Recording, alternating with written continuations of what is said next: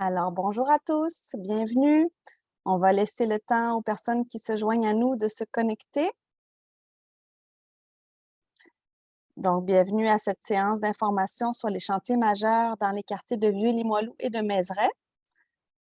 Alors, je vois que les gens se branchent. On a 15, 16, ça augmente.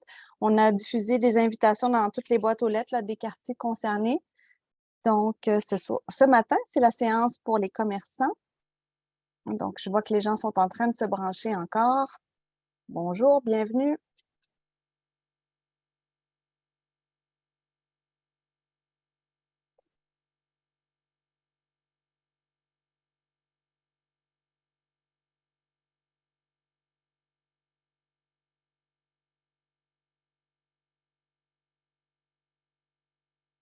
Alors, bonjour, je me présente Marie Lagier, chef d'équipe aux consultations publiques à la Ville de Québec. J'ai le plaisir d'animer la séance de ce matin, donc qui concerne les chantiers majeurs dans les quartiers de Vieux-Limoilou et de Mézeray.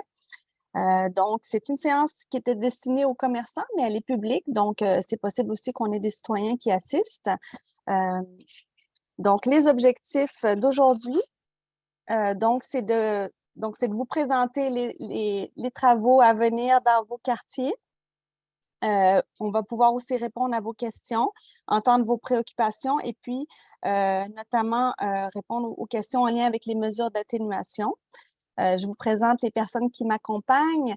Donc, tout d'abord, Pierre-Luc Lachance, qui est vice-président du comité exécutif, qui est responsable du transport, mobilité et circulation. Bonjour. Bonjour.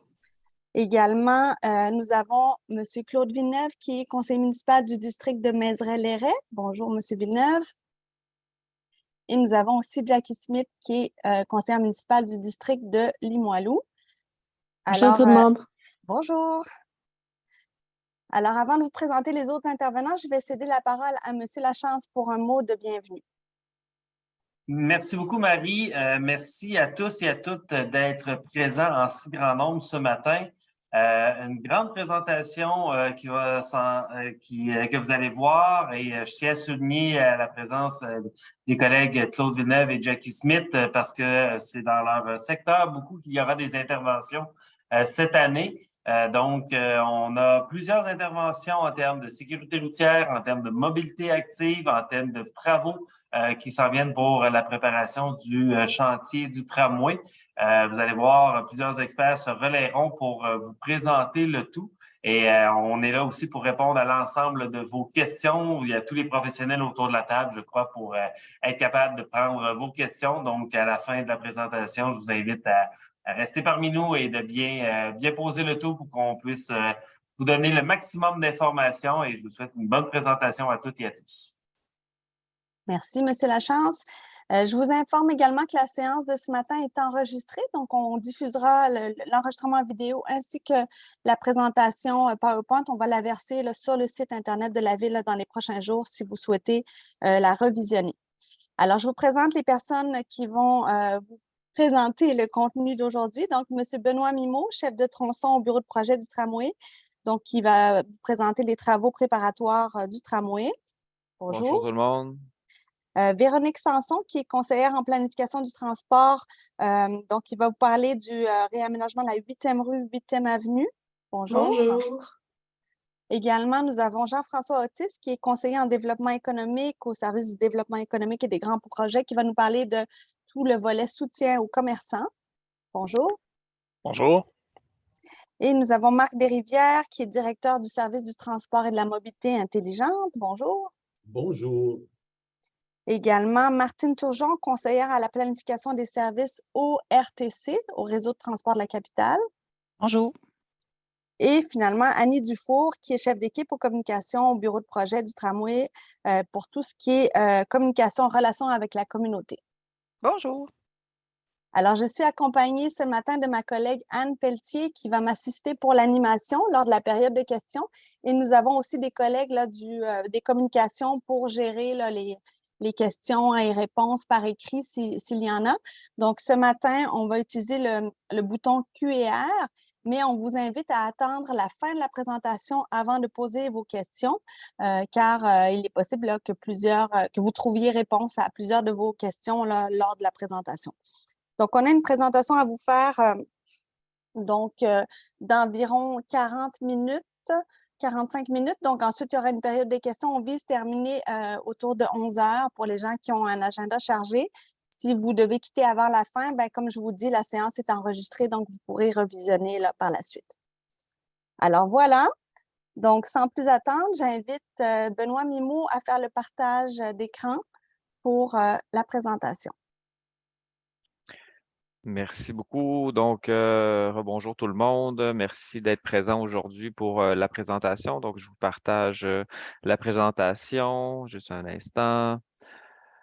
Aujourd'hui, on vient vous présenter les chantiers qui vont être réalisés en 2023 dans le quartier du Vieux-Limoilou et de Mézeray. Ce sont des chantiers qui sont réalisés, comme M. Lachance l'a mentionné, des chantiers réalisés par la Ville de Québec pour certaines activités, certaines interventions pour la mobilité active, certaines interventions municipales sur des réflexions de conduite, et aussi des travaux au niveau des travaux préparatoires en vue de l'arrivée du partenaire privé qui réalisera le tramway. Donc, si on regarde le contenu de la présentation, donc on va faire une mise en contexte des travaux 2023 pour débuter. On va vous parler des travaux préparatoires du tramway qui seront réalisés en 2023 dans vos quartiers. Plus spécifiquement, on va mettre l'emphase sur des travaux de réaménagement de la 8e rue. On va faire aussi un suivi sur les travaux de réaménagement de la 8e avenue. Une partie sur les mesures d'atténuation qui vont être mises en place durant le chantier, une section sur le soutien aux commerçants. Ensuite de ça, tout le lien qu'on veut faire avec les résidents commerçants pour les communications et les relations communautaires. Et à la fin, on aura une période de questions. On pourra prendre le temps de répondre à l'ensemble de vos questions.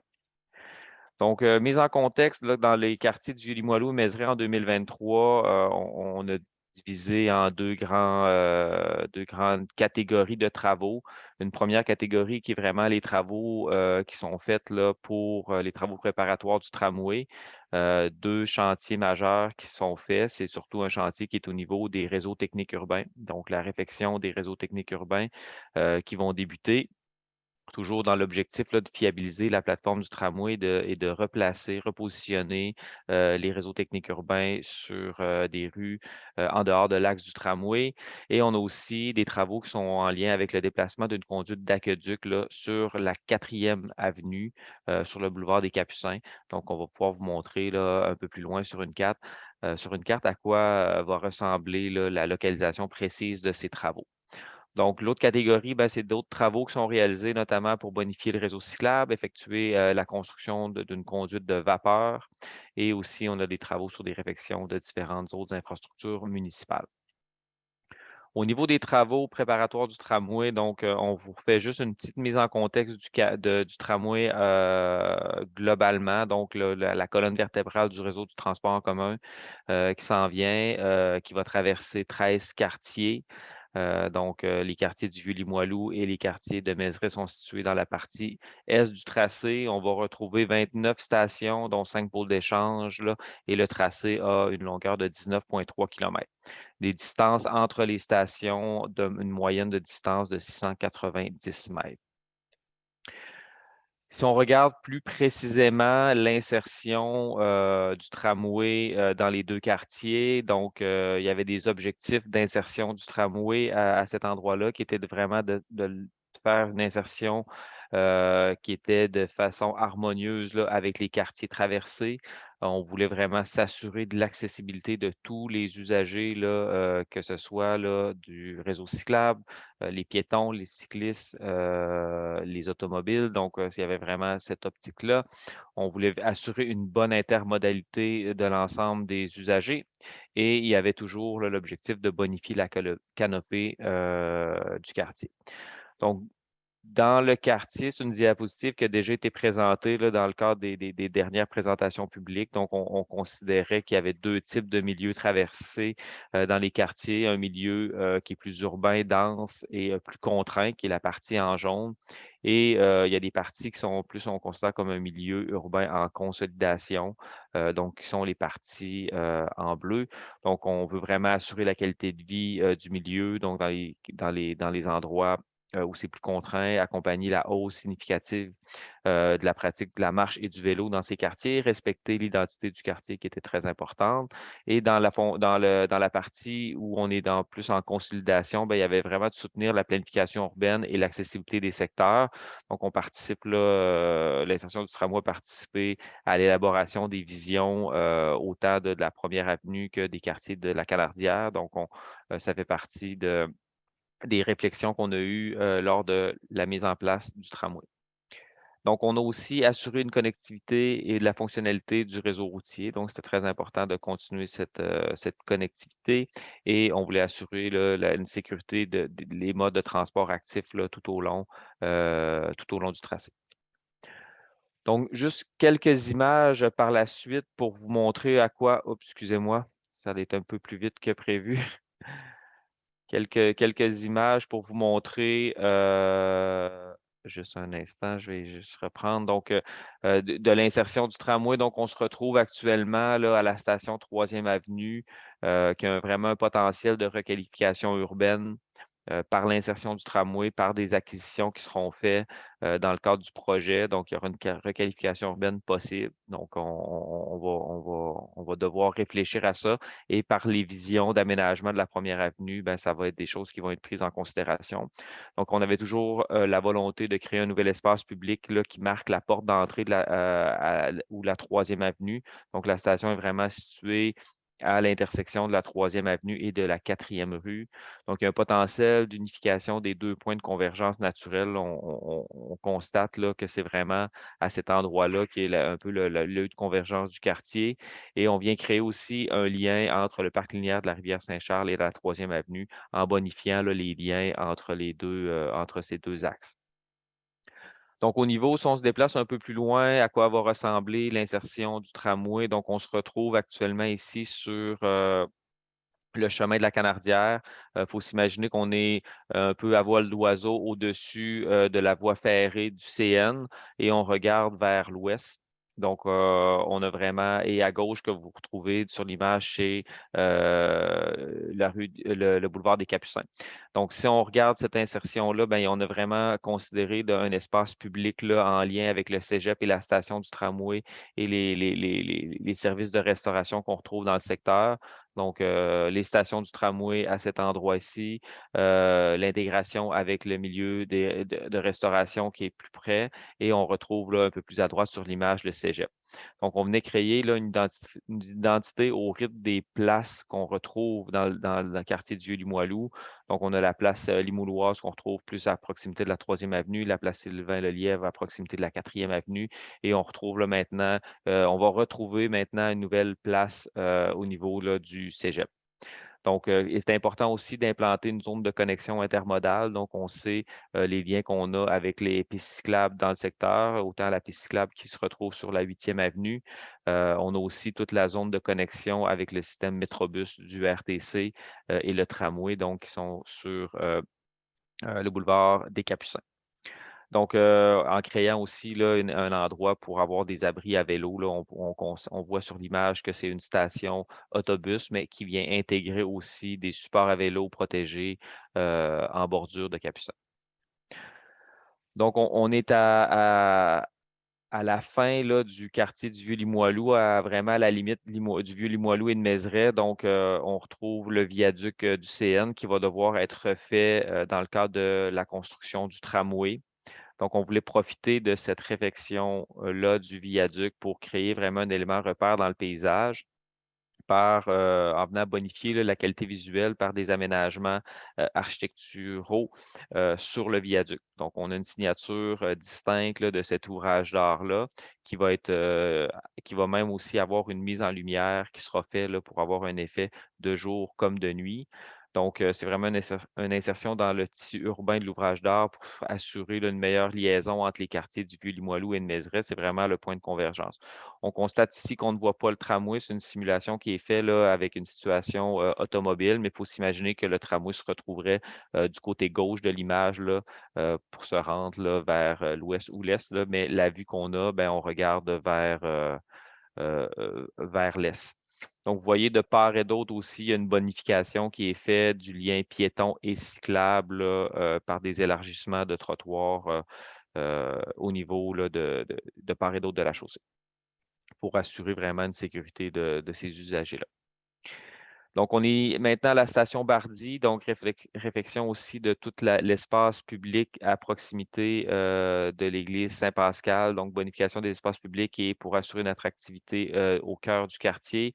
Donc, tout en respectant le cadre bâti existant et interaction qui est faible entre le réseau transit routier principal et le tramway.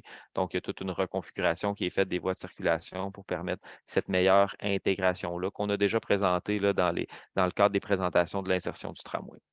Donc, on se retrouve à la fin du tracé, à la fin du quartier, du quartier. Donc, on est au pôle d'échange d'Estimauville, donc qui est vraiment un pôle d'échange où on va retrouver les correspondances entre le système de tramway et le terminus autobus. Donc, on va retrouver la station du tramway, 15 quais d'autobus qui vont venir assurer des correspondances entre ces deux modes de transport. On retrouve aussi des stationnements pour le système de transport adapté de la capitale pour les gens à mobilité réduite. On va retrouver aussi des vélostations, donc 45 places sécurisées. C'est une vélostation sécurisée qui est un bâtiment pour venir protéger et sécuriser les vélos. On aura des supports à vélo aussi présents à ce pôle d'échange. On vient créer une place publique végétalisée. Donc, il y a un espace, là, on est vraiment, quand on regarde dans l'image, c'est comme si on était une personne dans l'espace public.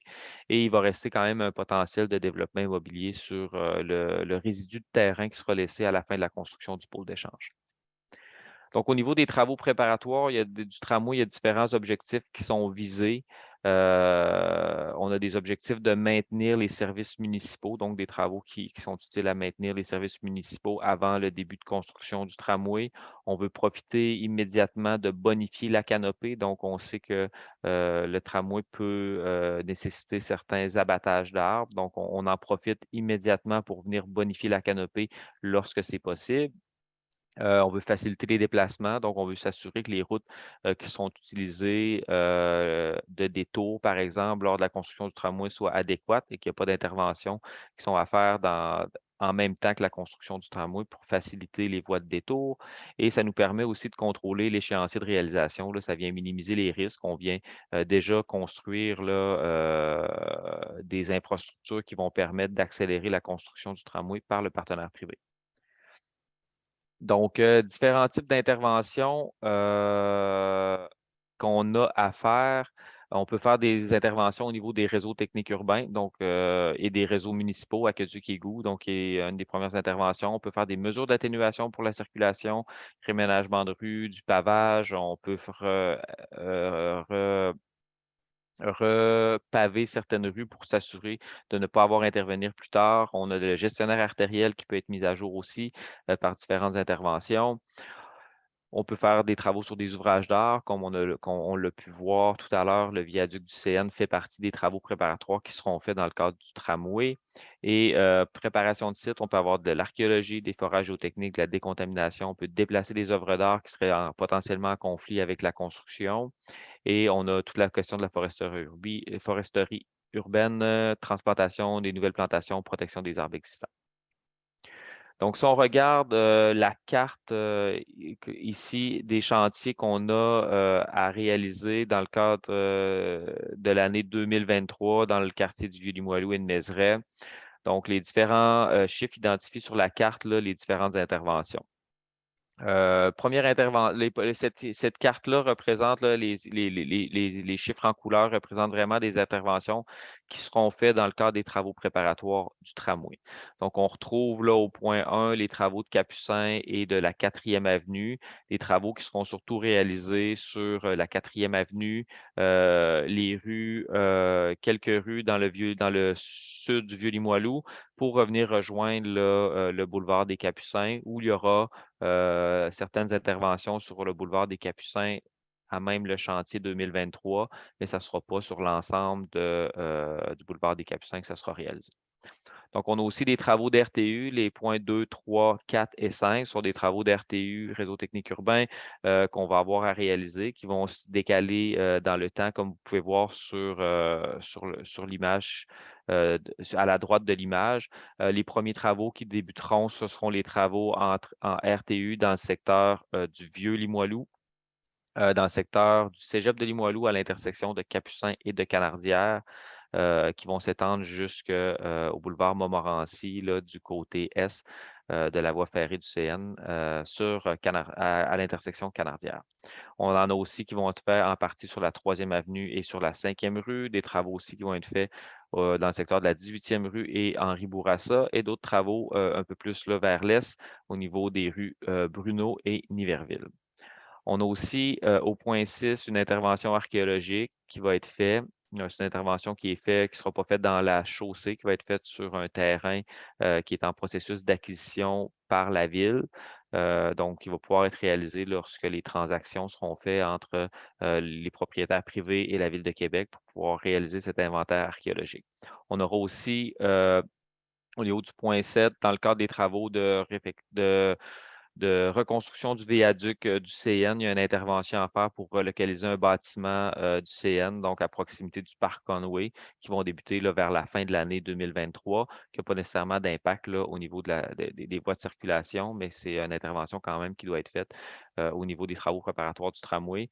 Et on retrouve au point 8 là, le réaménagement du jardin communautaire des Sables qui va être réalisé en même temps que les travaux, le point 1, là, Capucin, et 4e avenue, donc ce qui est vraiment toute la réhabilitation du jardin, reconstruction du jardin suite aux travaux qui seront réalisés à partir de juillet 2023.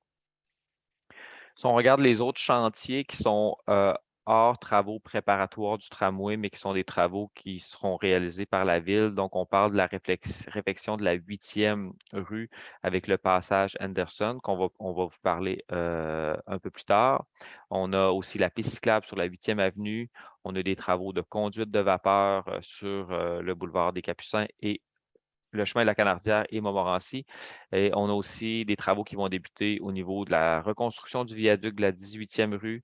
Et il y a des réfections qui doivent être faites aussi de la 18e rue, là, une partie en souterrain, comme vous le voyez au point E sur l'image. Donc, dans le cadre du projet de tramway, donc la foresterie urbaine est une priorité regroupée sous 4 engagements spécifiques. Donc, vous avez peut-être déjà vu cette diapositive circuler, toujours la notion de venir protéger les arbres, bonifier, assumer et engager. Donc, notre objectif, c'est vraiment de protéger les arbres lors des chantiers de construction, donc avec des nouvelles pratiques et des exigences strictes qui sont données aux entrepreneurs pour venir protéger les arbres. Par contre, si de l'abattage est toujours nécessaire, donc il y a toute la notion de venir bonifier. Pour chaque arbre abattu, on doit reboiser 20 arbres. On a assumé au niveau de la prise en charge et de l'entretien rigoureux des arbres qui sont en proximité des chantiers. Il y a un suivi qui est fait par la Ville. Il y a aussi la notion d'engager, qu'une approche personnalisée avec les propriétaires d'arbres privés. Donc, la Ville peut venir reboiser sur des terrains privés avec des ententes et s'occuper de venir s'assurer de la bonne survie de ces arbres. Donc, au niveau des travaux préparatoires au tramway, donc dans la zone d'influence des travaux, on recense, dans le quartier du Vieux-Limoilou, on recense 185 arbres. Et sur ces 185, on va pouvoir en protéger ou faire de la transplantation de 159 qui représente 86 de ces arbres. Il va toujours avoir la nécessité d'abattre des arbres qui sont en conflit avec certaines infrastructures. Donc, il y aura l'abattage de 26 arbres dans le quartier en 2023. Donc, il y a des plantations qui sont prévues, comme on parlait de venir bonifier la canopée rapidement lors de nos travaux. Donc, on prévoit faire la plantation de 165 arbres à même le quartier. Donc, on garde toujours aussi le ratio de 20 pour 1. Donc, l'objectif est d'aller reboiser l'ensemble de ces 20 arbres-là pour chaque arbre qui sont abattus. Si on regarde au niveau du quartier Mézeray, donc dans la zone d'influence du chantier, on a 227 arbres. Au niveau de la protection et de la transplantation, on va en faire 217 qui représentent 96 des arbres dans la zone d'influence. Et il y aura quand même l'abattage de 10 arbres. Par contre, on prévoit en 2023, dans le quartier Mézeray, une plantation de 429 nouveaux arbres dans le quartier. Et on a encore la notion de venir compenser 20 arbres pour chaque arbre qui sont abattus. Donc maintenant, je passerai la parole à ma collègue Véronique Sanson pour venir parler des travaux de réaménagement de la 8e rue. Oui, merci Benoît. Tout le monde m'entend bien. Donc, l'objectif là, de réaménagement de la 8e rue, c'est d'aménager un lien cyclable confortable 4 saisons entre la passerelle de la rivière Saint-Charles, là, la passerelle de la Tortue qui a été aménagée dans les dernières années, et la 3e avenue. Donc, dans le passage à Anderson, vous allez le voir sur les prochaines diapos, là, le but était d'aménager une aire piétonne, une allée piétonne et des aires de repos. On voulait bonifier le verdissement dans l'ensemble du projet, apaiser la circulation puis favoriser un partage de la chaussée. Donc, les travaux là, sont prévus là, normalement à partir du début juin jusqu'à la fin du mois d'août. Tu peux changer? Merci. Donc, vous avez sur la carte là, le territoire couvert par le projet, donc vraiment là, de la passerelle jusqu'à la 3e avenue. Tu peux changer? Merci. Donc, un petit peu plus de détails sur la portion du passage Anderson. Donc, vous voyez là, dans les carrés jaunes les différents éléments qui vont être aménagés. Donc, on améliore la connexion avec la rivière Saint-Charles et le parc Pointe-aux-Lièvres. On élargit la piste cyclable actuelle là, pour la rendre plus confortable, pour en permettre le déneigement, mais aussi pour améliorer le partage entre les piétons et les cyclistes. On a des ajouts de zones végétales, d'arbres, de saillies drainantes. Donc, ça, là, c'est une façon d'améliorer la gestion des eaux de pluie et on va améliorer l'accès au parc et l'intersection. Du côté sud, vous voyez, ben là, on est un petit peu plus dans l'aménagement d'aires de repos, d'allées piétonnes, donc d'ajout du divertissement, une valorisation de l'art public qui est là, l'ajout de bancs, donc vraiment d'améliorer l'espace public. Tu peux changer, Benoît. Donc, sur la 8e rue, ce qui s'en vient, en fait, c'est une chaussée désignée en direction ouest, donc de la 3e avenue vers le passage Anderson, et une piste cyclable surélevée protégée en direction est. Donc, celle-là va être à contresens là, des véhicules. À tout ça, on a aussi là, des nouveaux arbres, des gonflements de trottoirs qui sont aménagés avec des saillies là, végétales. L'intersection de la 2e avenue et de la 8e rue va être surélevée pour améliorer là, le confort des piétons et leur visibilité. On a aussi là, des zones tampons qui sont aménagées entre la piste cyclable et le stationnement pour éviter l'emportiérage des vélos là, par les véhicules et une ligne de guidage qu'on appelle donc un changement de matériaux entre le lien cyclable et le trottoir là, pour mieux guider les gens là, qui vivent avec un handicap visuel. On raccourcit les traverses piétonnes aussi, on ajoute les trottoirs, on bonifie les trottoirs existants. Donc, tu peux changer, Benoît. Vous avez un petit peu une coupe là, de ce à quoi ça pourrait ressembler. Là, sur l'image où on est à l'intersection de la 2e avenue et on regarde vers la 3e avenue. Pour la 8e avenue, tu peux changer. Donc, l'objectif du projet, c'est l'aménagement d'un lien cyclable sécuritaire, confortable et 4 saisons. Donc, dans ce cas-ci, c'est une mise à niveau du lien cyclable qui est existant, qui présentait plein d'enjeux de sécurité puis qui ne nous permettait pas de le rendre 4 saisons. On bonifie aussi également le verdissement du secteur par ce projet-là. On voulait apaiser la circulation du secteur, puis surtout là, assurer un accès sécuritaire aux institutions scolaires de l'axe qui sont vraiment nombreux. La réalisation des travaux, là, c'est pour l'instant à peu près de la mi-juin à la mi-novembre. Les travaux vont être réalisés en 2 parties, comme c'est un tronçon plus long. Là. Donc, il y a une partie des travaux qui avait été commencée là, au nord de la 18e. Ces travaux-là vont être terminés cet été. Puis, la portion 18e là, jusqu'à la 11e rue vont être réalisées là, cet été. Donc, la portion vraiment devant le cégep Limoilou. La portion sud va être réalisée là, en 2024, étant donné la complexité des chantiers là, dans le secteur. On ne voulait pas bloquer l'accès, par exemple, aux résidences là, du quartier. Donc, c'est pourquoi on a décidé de le reporter d'un été. Pour vous donner une idée, ce qu'on va avoir là, devant le cégep, c'est vraiment donc une voie de direction automobile vers le sud, du stationnement conservé d'un côté, puis du côté là, vraiment des institutions, ben, on vient élargir la piste cyclable, la surélever, mais également élargir le trottoir parce qu'on sait que les besoins piétonniers sont très, très élevés là, dans ce secteur-là. Tu peux changer de diapo, on le voit un petit peu mieux visuellement ici. On regarde en ce moment vers la 18e rue. On est au coin de la 16e rue. Donc, on a vraiment devant l'école Brébeuf, l'école secondaire, on a une intersection surélevée qui est prévue, un aménagement de passage piétonnier là, dans le lien cyclable pour mieux canaliser les piétons, des zones de verdissement. Donc, ça vous donne là, une idée du visuel là, de ce à quoi pourrait ressembler le projet. C'est drôle, on dirait que la diapositive est doublée. On l'a vu, on en a déjà parlé. Donc, on peut passer ce petit bout-là. Super. Donc, ça va être tout pour moi. Donc, merci Véronique. Donc, au niveau des mesures d'atténuation pour venir limiter les perturbations au chantier, donc on a différentes mesures d'atténuation qui sont déployées tout au long du chantier. Les grands axes sont vraiment la gestion du bruit, gestion de la circulation, gestion de l'accès au commerce. Au niveau de l'accessibilité universelle et des déplacements qui sont à faire, on a des actions qu'on prend au niveau des communications pour bien informer les gens et il y a toute la notion de gestion des poussières durant le chantier.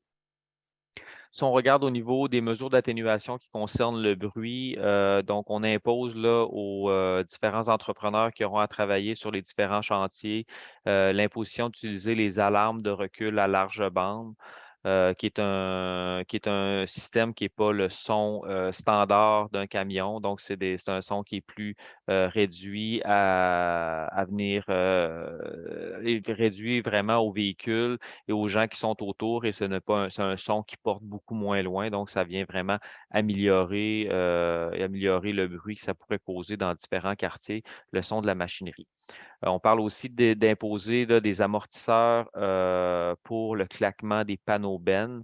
Donc, le camion classique qu'on appelle 10 roues ont souvent un panneau qui peut venir se fermer et claquer métal sur métal. Donc, on demande aux entrepreneurs d'avoir des amortisseurs pour venir réduire le bruit qui pourrait causer là, un claquement là, métal sur métal. Donc, l'amortisseur vient empêcher que ce claquement-là se réalise.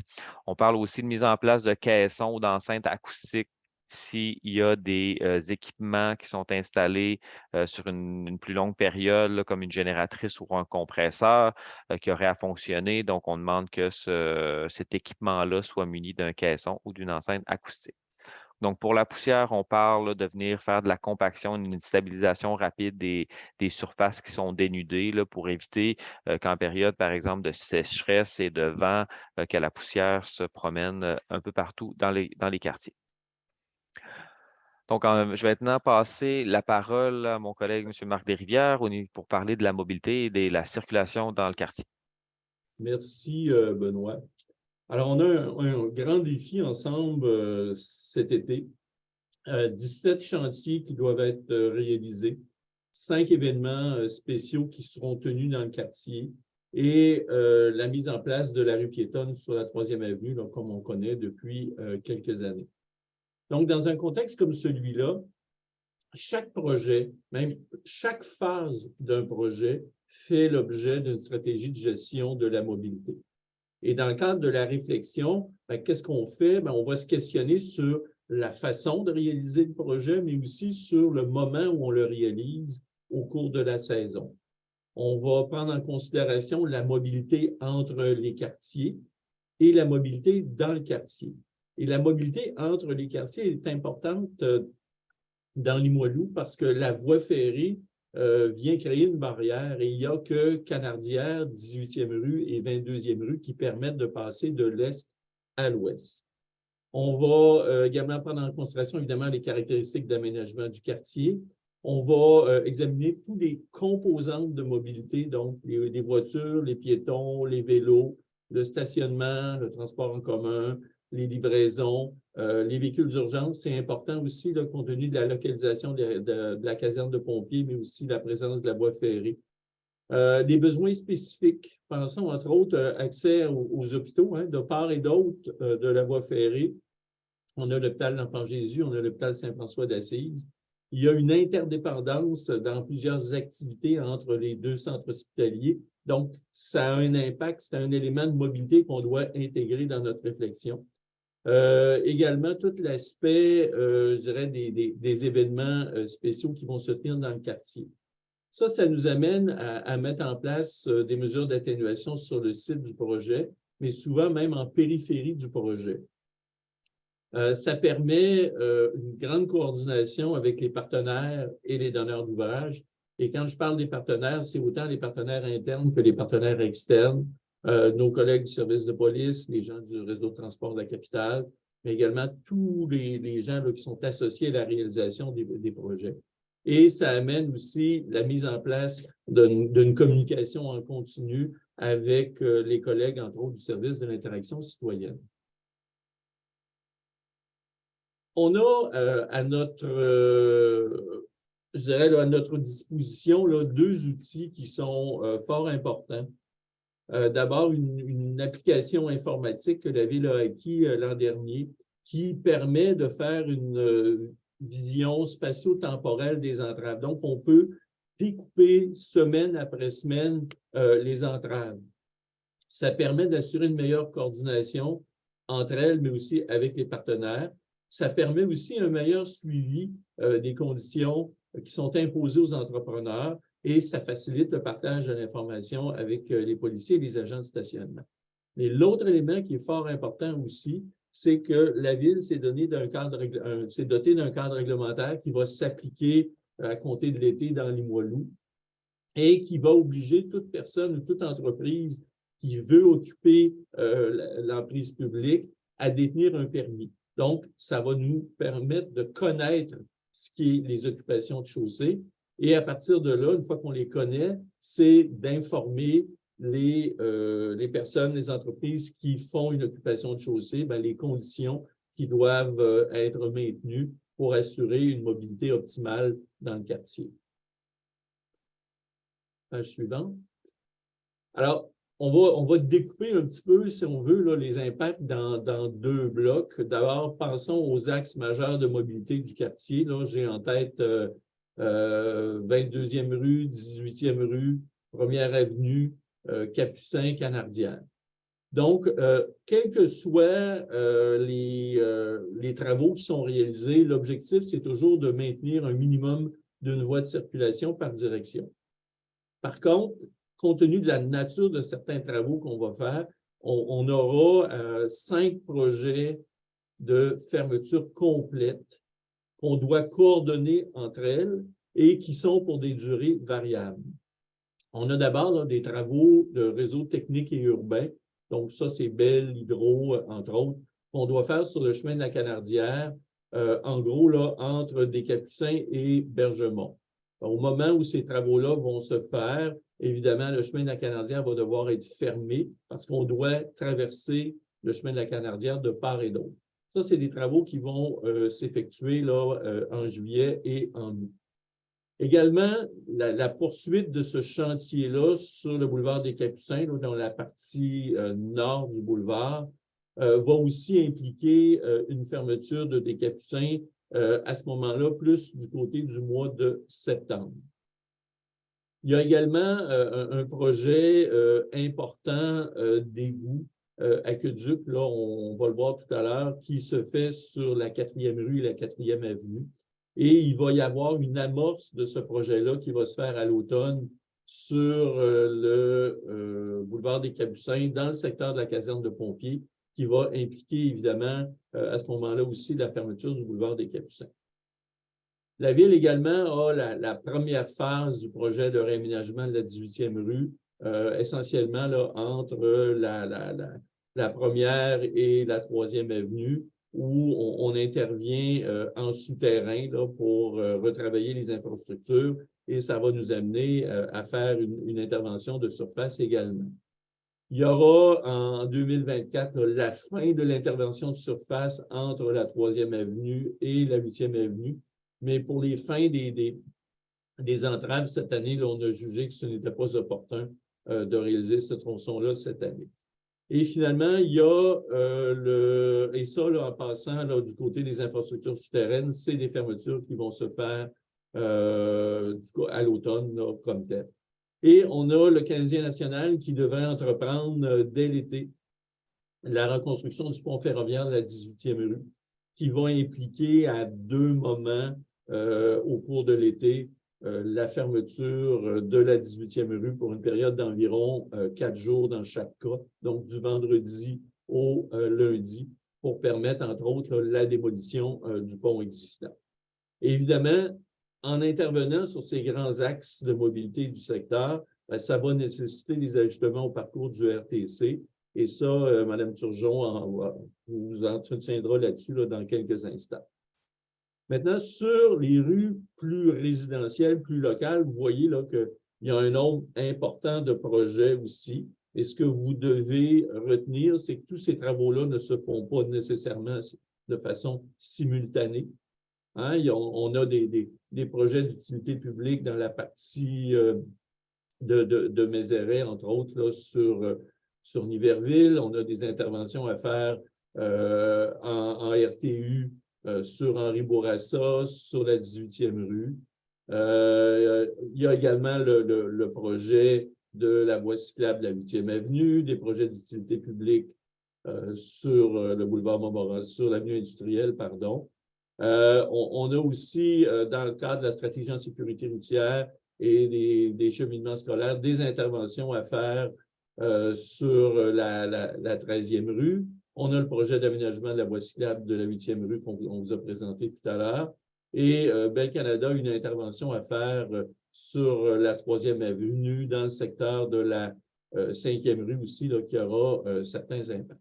Donc, le principe, quand on intervient sur les rues locales, c'est toujours de maintenir la circulation locale. Ça peut vouloir dire qu'il y a des fermetures ponctuelles sur de courtes distances. Ça implique à ce moment-là, ça peut impliquer la mise en place de cul-de-sac, le retrait d'espace de stationnement, la mise en place de sens unique. Donc, on ajuste notre stratégie à chaque chantier. Et ce qui est important, c'est que la circulation locale, la circulation des piétons est toujours maintenue quand on a ce type de chantier-là sur nos rues résidentielles.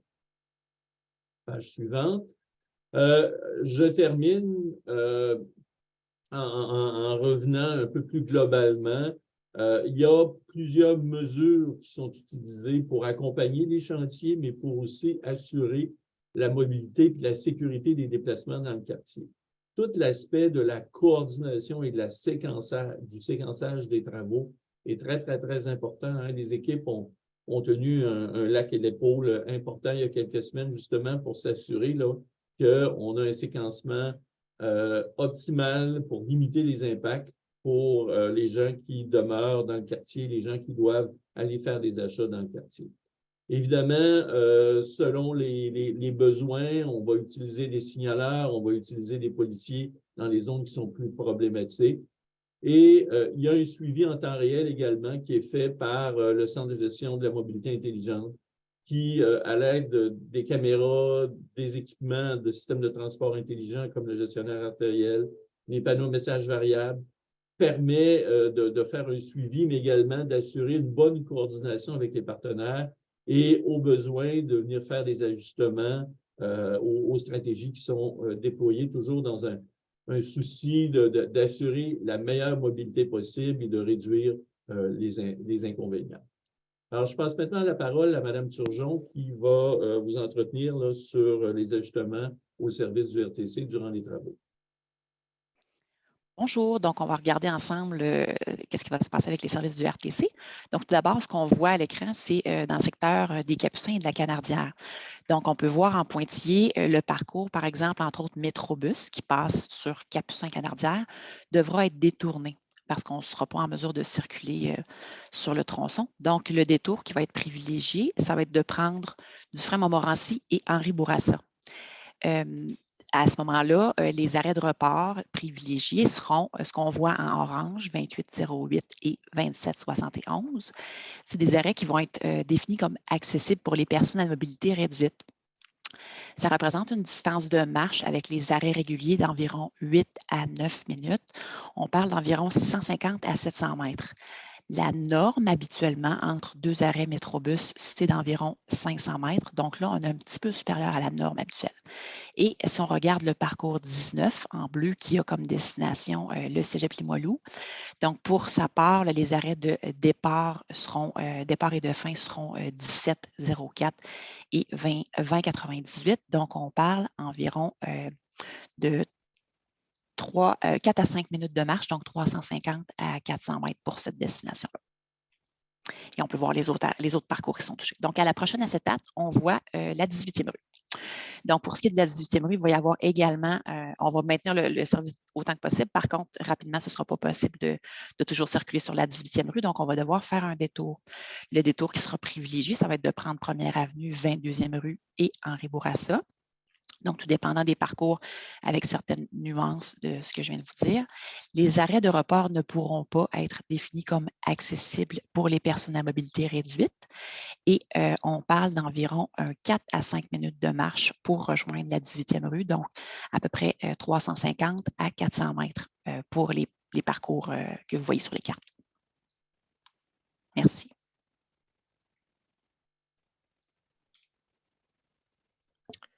Oui, donc soutien aux commerçants. Ouais. Donc, le programme d'aide aux entreprises vise à soutenir les entreprises qui sont situées dans un secteur qui connaît des travaux d'infrastructure majeurs sur une longue période, qui seraient susceptibles d'entraîner une diminution de leur achalandage par le fait même de leurs bénéfices bruts. On parle d'environ 125 entreprises admissibles là, qui sont situées dans la zone touchée par les travaux dans le Vieux-Limoilou. L'aide financière offerte, c'est une contribution non remboursable qui peut aller jusqu'à 30 000 $ par année de travaux. Les entreprises éligibles peuvent également effectuer une demande de premier versement d'un montant de 5 000 $ dès le début des travaux. Et les commerçants peuvent ensuite effectuer la demande de subvention complète dès qu'ils sont en mesure de prouver une perte de bénéfice brut supérieure à 5 % en nous fournissant entre autres les états financiers de l'entreprise qui inclut la période des travaux. Le programme d'aide il est combiné à d'autres mesures de soutien aux commerçants. Donc, on parle de promotion de l'accès au commerce, distribution d'une infolettre, maintien de l'accès au commerce et la piétonisation des rues commerciales. Et également, la Société de développement commercial, la 3e avenue, peut également déposer une demande de soutien financier. Cette subvention-là peut atteindre 30 000 $ pour un projet de promotion et ou de mesures d'atténuation durant ou après les travaux. C'est donc qui a pour but de stimuler l'achalandage dans les commerces du secteur.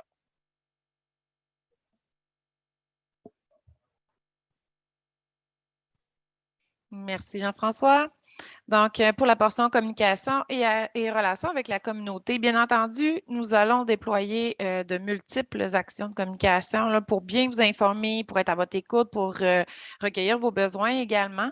Donc, à votre rencontre dans l'encadré vert, on parle de séances d'information. C'est ce qu'on fait ce matin, ce qu'on va faire aussi lundi soir avec les citoyens du Vieux-Limoilou et de Mézeray. On a aussi déployé, puis on va continuer de le faire, des rencontres de proximité, donc avec des parties prenantes là, qui sont touchées de près par les travaux. Ensuite, avec l'info à portée de main, on va mettre cette année là, sur pied des infolettes de secteur. Il existait déjà des infolettes là, dans certains secteurs pour parler des travaux.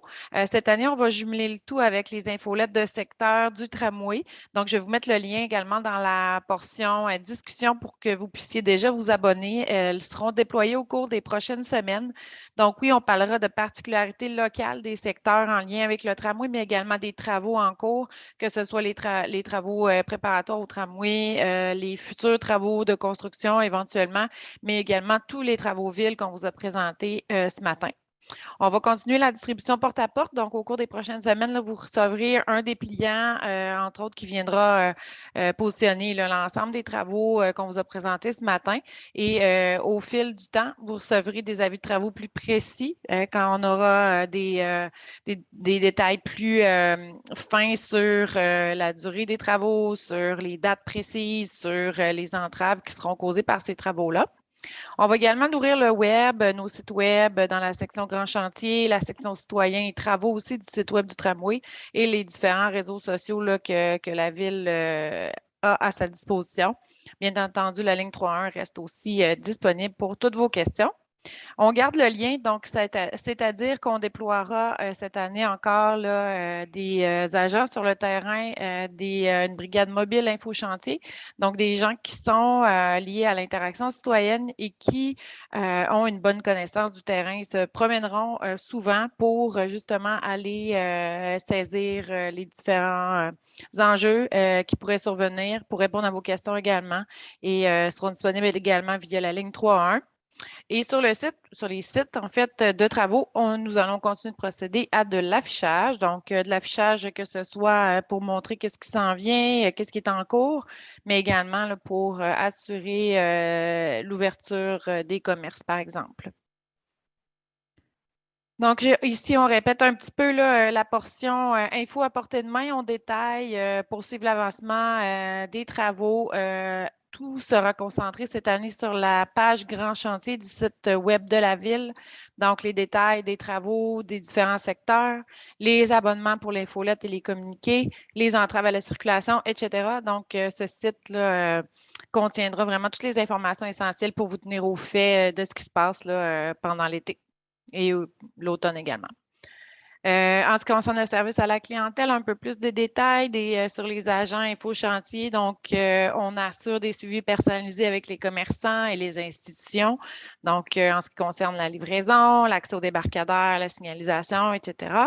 Les accès aussi pour les déménagements, la sécurisation et l'accessibilité des passages piétonniers pendant les travaux, la gestion des stationnements, gestion des collectes, de la collecte des matières résiduelles, etc., etc. Donc, ils sont, ces agents info-chantier-là, joignables par le 3.1 et il y aura une prise en charge rapide, là, comme on le fait ailleurs dans d'autres quartiers là, au cours des dernières années, notamment dans le quartier Saint-Roch.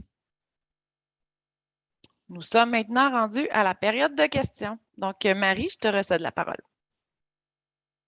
Parfait, merci Annie. Donc j'inviterai les intervenants à garder, les principaux intervenants à garder leur caméra allumée. Alors, bonjour, on a une trentaine de personnes là, qui assistent là, toujours à la présentation.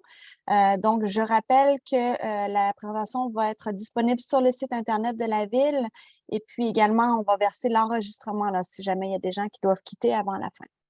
Alors, pour poser des questions, c'est très simple. Vous utilisez le bouton Q&R, vous tapez votre question. On a des collègues là, du service des communications qui vont répondre à certaines questions par écrit ou des professionnels qui sont là aussi pour répondre et certaines, on va pouvoir y répondre oralement. Également, si je vois qu'il y a une personne qui est présente par téléphone, à ce moment-là, si vous n'avez pas la possibilité de taper votre question sur le clavier, vous pouvez utiliser le bouton étoile 9 pour lever la main et ensuite étoile 6 là, lorsque je vous donnerai l'autorisation d'ouvrir votre micro là, exceptionnellement s'il y a des gens qui ne peuvent pas poser leurs questions par écrit. On pourra vous permettre de prendre la parole. Sachez toutefois que comme c'est enregistré, à ce moment-là, vous donnez votre accord là, pour qu'on capture le son de votre voix et que ça soit versé sur le site Internet. Alors, est-ce qu'on a des questions qui seraient prêtes à répondre? On avait 2 questions, je crois. Est-ce qu'on peut y répondre? OK. Alors, on a une première question de Martin Claveau. Donc, est-ce possible de voir de quoi aura l'air le chemin de la Canardière entre la 4e avenue et des Capucins au terme des travaux? L'image que nous avons vue plus tôt ne montrait pas cette portion. Est-ce qu'on peut retourner voir ou est-ce qu'on aurait une autre image, Benoît? Oui? Ouais, bon, on peut retourner voir l'image. Là. Donc, puis au pire, je vais expliquer l'image. Puis sinon, on a un contenu complémentaire, je crois, où on voit l'insertion.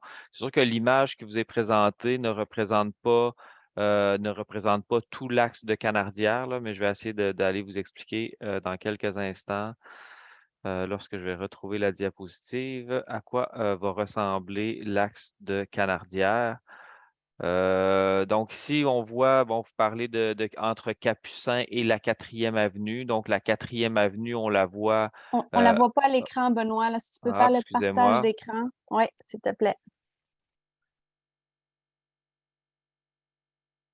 Ça va être plus facile avec une image. Exact, je suis rendu. Parfait. Donc, vous avez l'axe de Canardière. Je vais juste basculer en mode de présentation, juste un instant.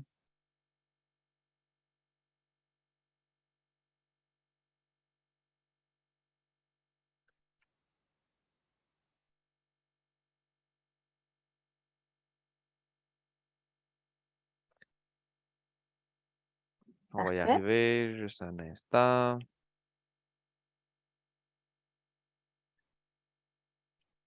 La réaction de mon ordi est très compliquée. Parfait, on est rendu. Donc, vous avez Capucin qu'on retrouve à gauche sur l'image. Au fond de l'image, on retrouve la 4e avenue. Donc, l'insertion du tramway sur Canardière va se faire au centre de la chaussée, donc de façon axiale. Et de part et d'autre de Canardière, on aura des voies de bouclage pour venir assurer les connexions dans le quartier résidentiel. Donc, ces voies de bouclage-là sont souvent aménagées en voies partagées, où il y a des piétons, des cyclistes et des automobiles qui vont côtoyer la même chaussée. Il faut comprendre aussi qu'il n'y aura plus d'axe direct sur Canardière en automobile. Vous voyez ici les gens qui arrivent de Capucin doivent s'insérer sur Canardière directement. Il ne sera pas possible de faire la manœuvre actuelle, par exemple, de virage à gauche direction ouest pour retourner sur Canardière, mais vraiment uniquement de faire le virage à droite direction est pour aller en bordure de Canardière, en bordure du tramway. Donc, c'est ce que ça montre, l'image. L'image, on ne voit pas clairement au fond. On voit l'idée de cette image-là était vraiment de représenter le lieu de connexion entre la Capucin et Canardière. Parfait. On J'espère va que ça peut-être. répond à la question. Puis si je trouve le Oui, contenu complémentaire, je pourrais on y va garder. revenir pour vous le montrer. On va garder la présentation peut-être à l'écran. Je vais juste voir s'il y aurait d'autres questions en lien. Il y a Martin Claveau qui demandait aussi à quel moment la 3e avenue sera-t-elle fermée à l'angle de la 4e cet été? Sera-t-elle ou est-ce plus tard? Au niveau de la 4e avenue, 3e avenue à l'angle de la 4e. ouais, les travaux qui vont être faits sur la 3e avenue cette année vont être faits à l'intersection de la 3e avenue de la 5e rue. Donc, je peux peut-être venir le remontrer sur la carte. Ou je peux montrer la carte en même temps, ça va nous permettre de répondre. Est-ce que je partage toujours, juste pour être certain? Oui, Des fois, oui, je oui, ne vois pas toujours si on je voit le. partage. Oui. Parfait. Donc, juste pour répondre un peu, pour revenir à la question, votre première question là, initiale là, au niveau là, entre la 4e avenue et Capucin. Donc, on a vraiment la possibilité, la 4e avenue va être uniquement en direction nord maintenant. Donc, le sens unique va être en direction nord. Donc, ensuite de ça, pour Canardière, on l'a souvent mentionné que ça devenait l'axe de mobilité, autant pour le transport en commun et la mobilité active par l'aménagement de pistes cyclables de part et d'autre de la chaussée. Et vous voyez comment vont être aménagées ici les voies partagées, donc pour venir longer et assurer l'accessibilité du quartier entre la 8e rue et la 8e avenue dans ce cas-là, et entre la 10e rue et la 9e rue. Les travaux qui vont être faits cette année au niveau des réseaux techniques urbains vont être faits au niveau de la 3e avenue et de la 5e rue. Donc, l'aménagement d'un puits d'accès de Bell Canada directement à l'intersection et aussi des interventions sur la 5e rue et aussi sur la 4e avenue. Donc, si on regarde l'échéancier, à quel moment c'était prévu, juste pour être sûr de bien vous répondre, je vais retourner à l'échéancier qu'on vous avait projeté au départ. Donc, on s'attend que ces travaux-là soient faits sensiblement au courant du mois d'août, qui est s'échelonné un peu plus tard là, à l'automne. Parfait, merci beaucoup.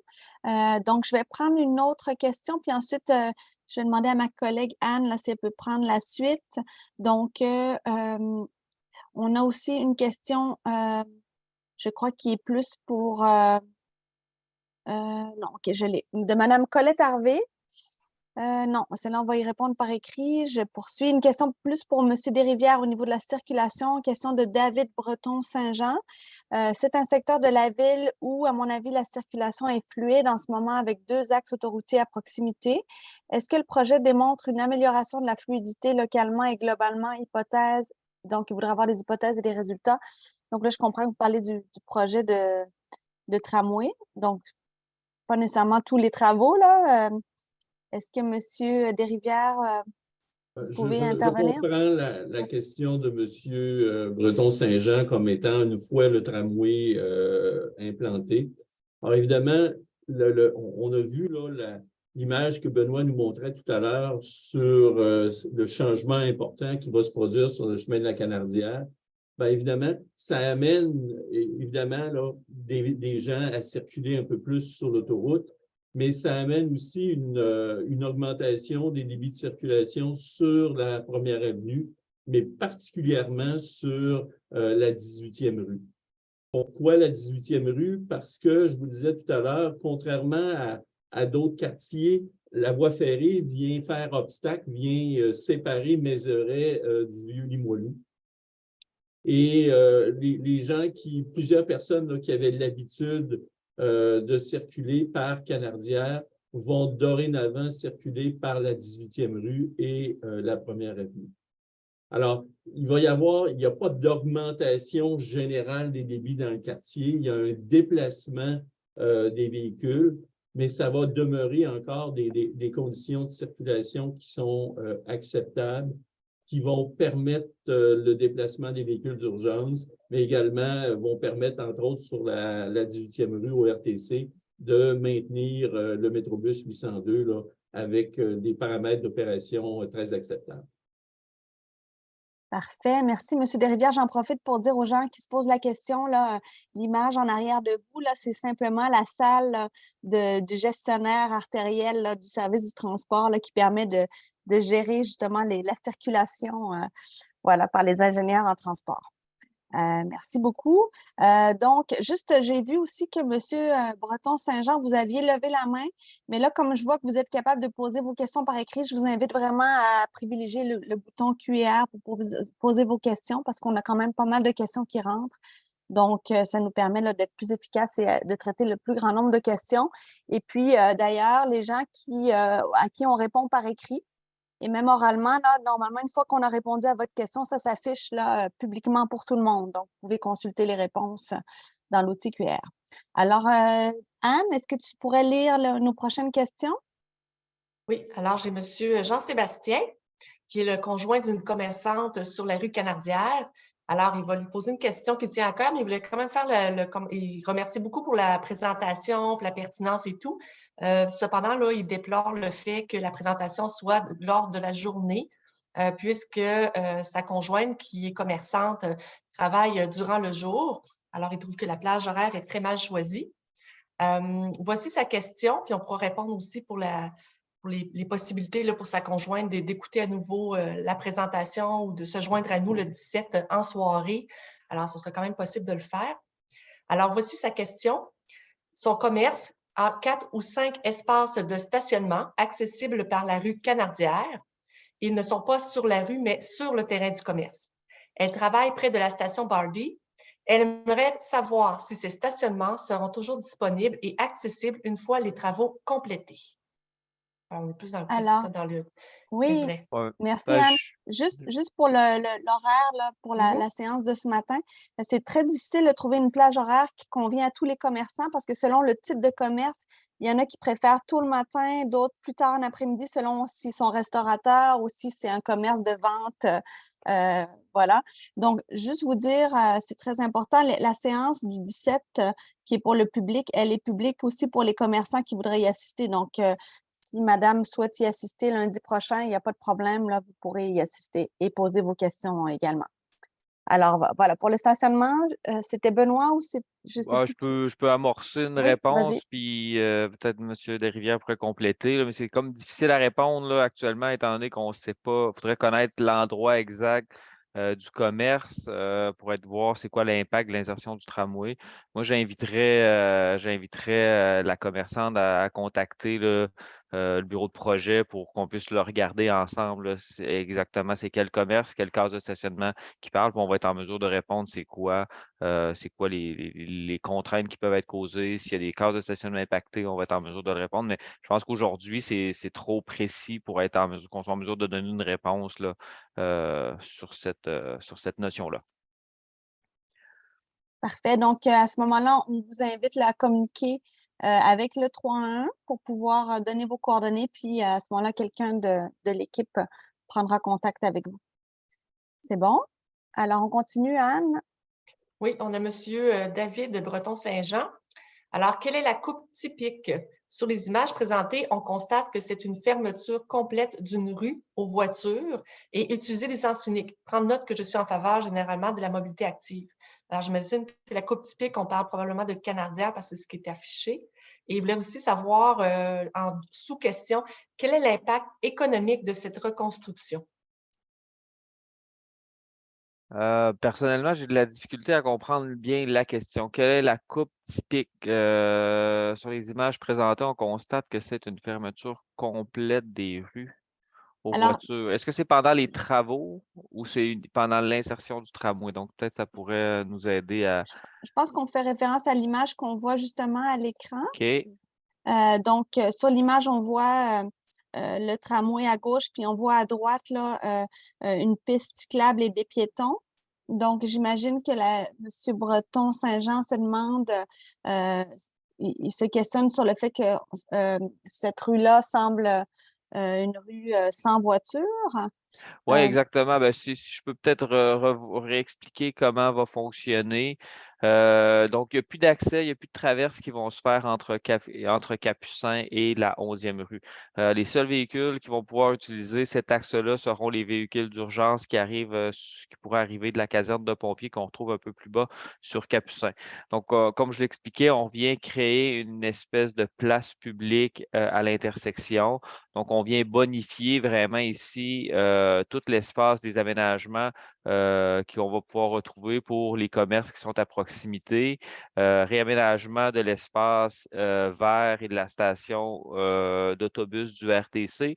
Donc, pas de possibilité pour les voitures non plus de venir faire la boucle entre la 11e et la 10e.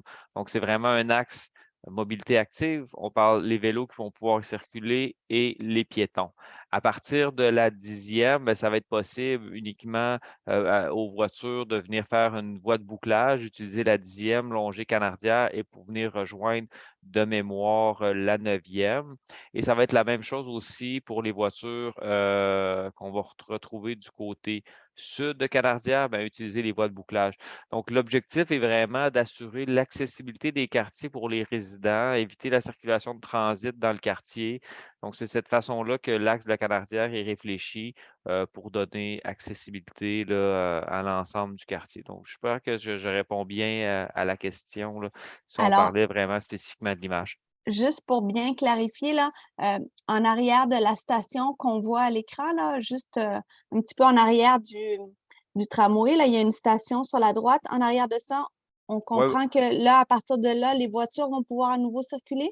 Est-ce que c'est ouais, ça à que vous l'arrière avez de dit? ça, il va y avoir les Oui. voitures qui vont pouvoir circuler dans une voie partagée. Donc, la voie partagée, le principe, ce sont les piétons et les cyclistes qui sont prioritaires. Les voitures peuvent s'y engager à maximum à très basse vitesse à 20 km/h. C'est à ce moment-là que l'accessibilité des résidences du quartier se fait donc en venant chercher. Donc, on n'a pas de coupure OK. directe, on a une voie qui permet de l'accès OK. au Fait que c'est quartier. juste le petit bout là, qui est dans le fond, dans le cercle en blanc, que là, il n'y a pas de voiture. Exactement. Donc, Parfait. il n'y a pas de voitures qui peuvent y circuler. Exactement. C'est bon, c'est plus clair. Merci beaucoup. Excellent. Donc, Anne, est-ce que tu veux continuer?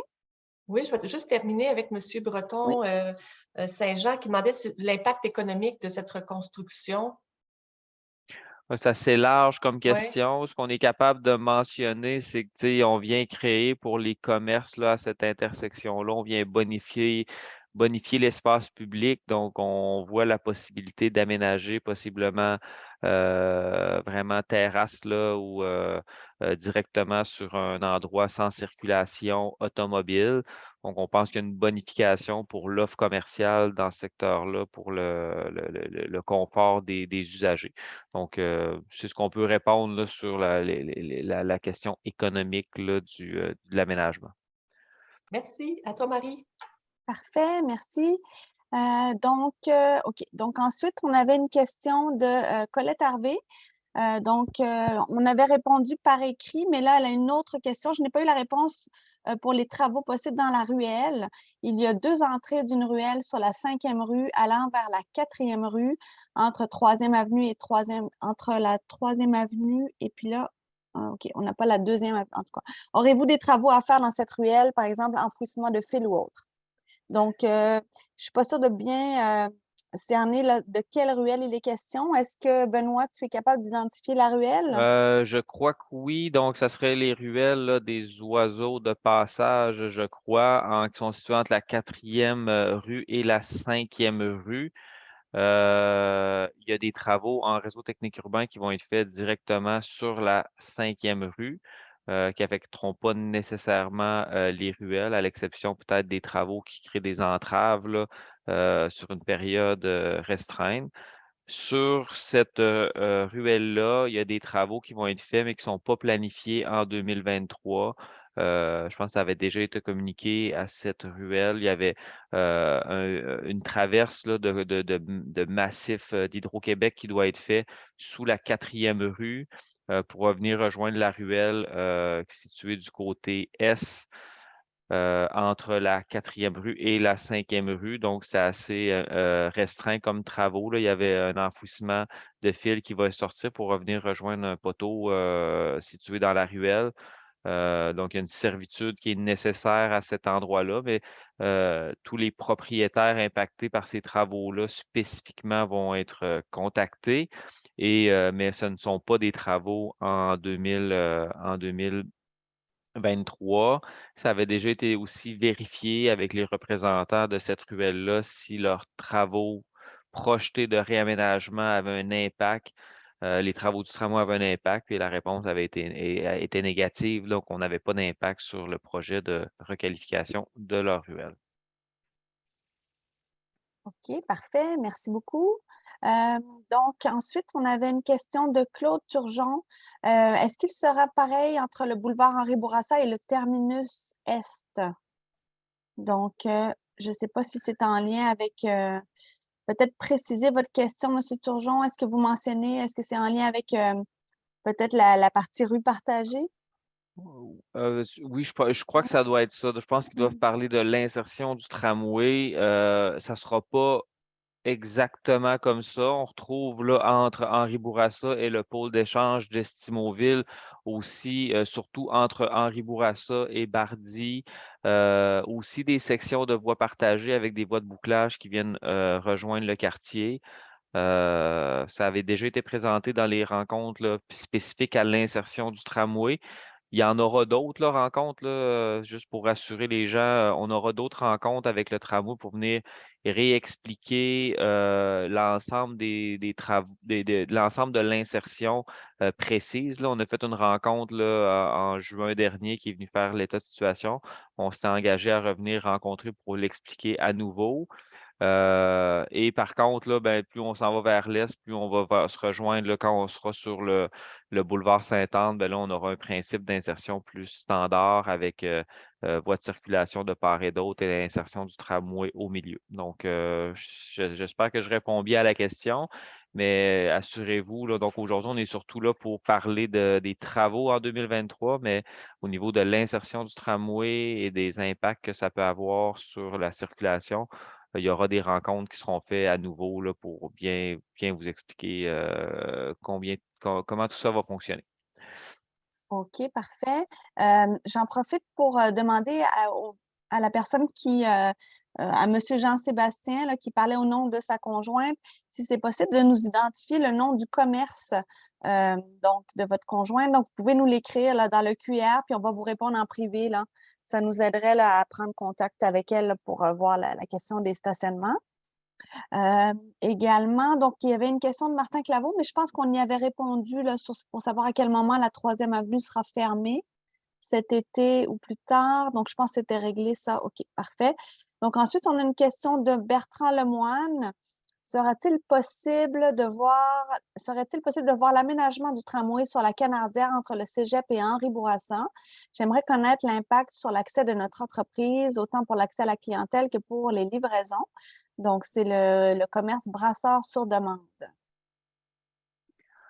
Je peux revenir à je peux aller dans une carte qui montre l'insertion du tramway sur Canardière. Juste un instant.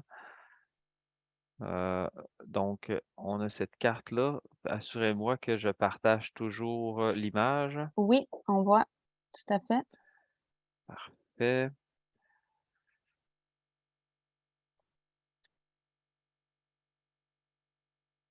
Là, ce qu'on voit, c'est l'insertion axiale là, sur le chemin de la Canardière. Exactement, c'est ce que je voulais montrer.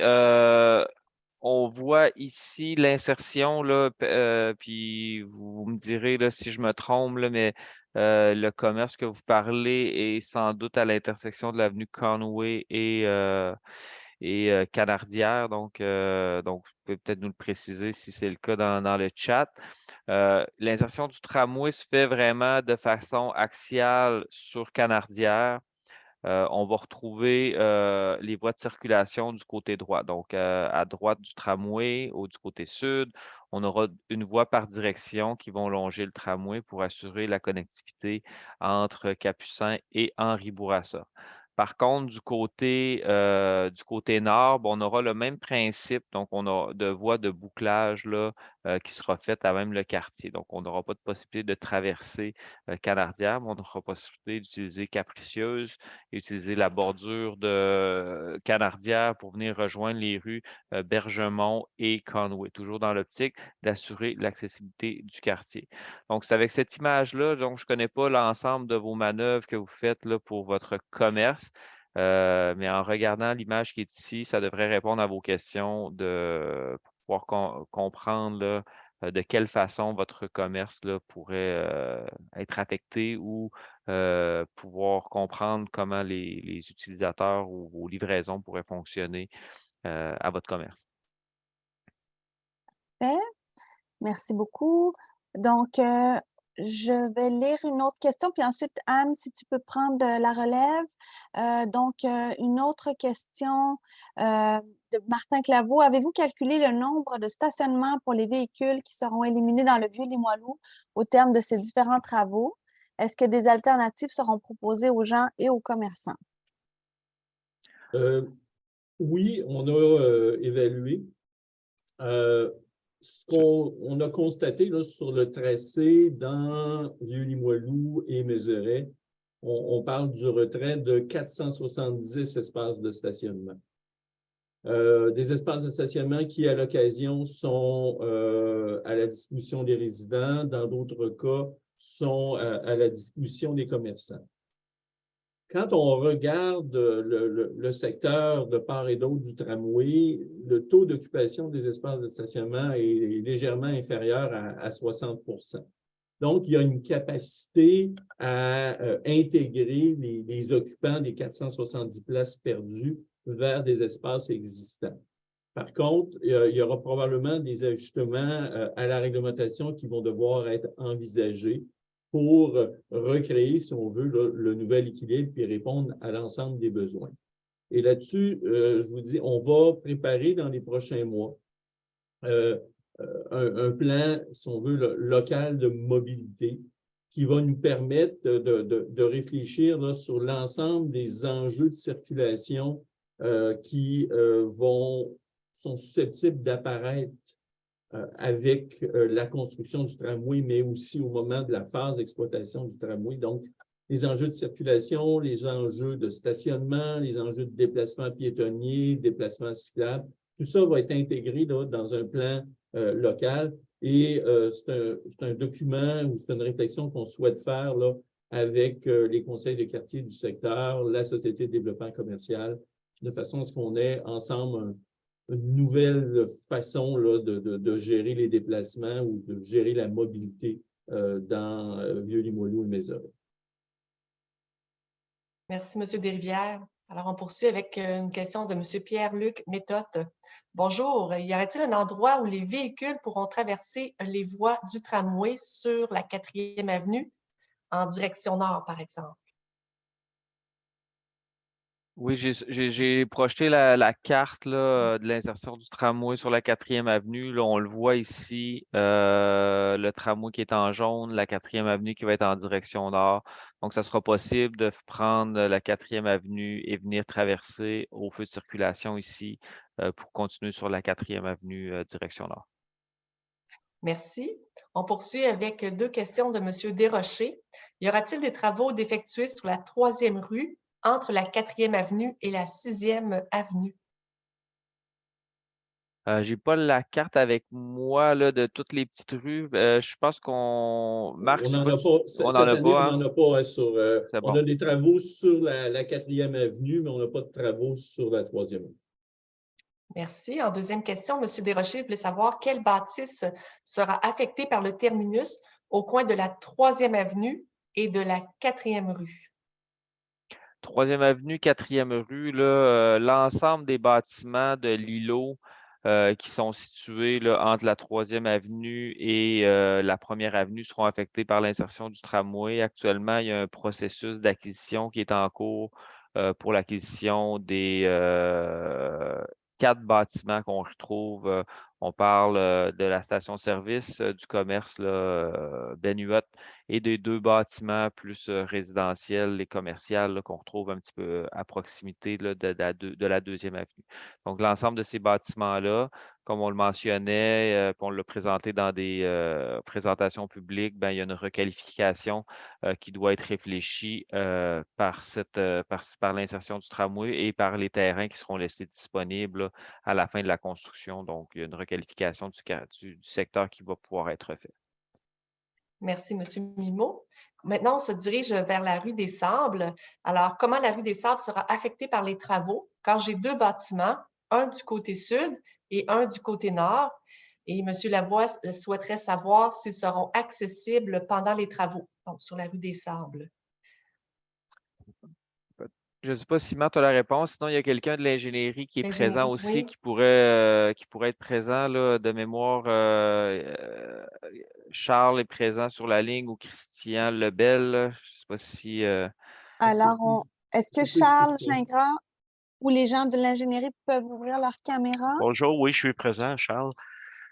Oui, l'avenue des Sables, en effet, c'est très près de nos zones de travaux. Par contre, durant la conception, on a modifié le tracé des conduites pour ne pas intervenir directement sur l'avenue des Sables, à l'exception du tronçon, de la partie plus à l'est, l'extrémité est de la rue des Sables, qui rejoint la 6e avenue.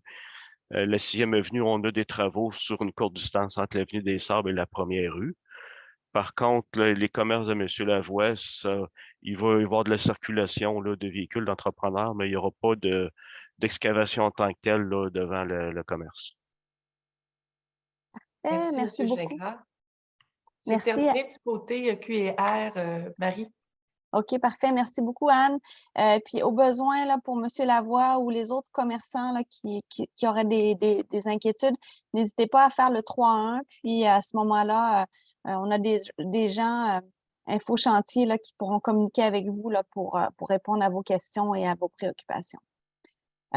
Donc, je crois qu'au niveau des questions, on a traité toutes les questions qui étaient ouvertes. On y a répondu par écrit ou oralement. Donc, écoutez, je ne vois pas d'autres questions. Je vous rappelle que la présentation va être en ligne et puis on va verser l'enregistrement également.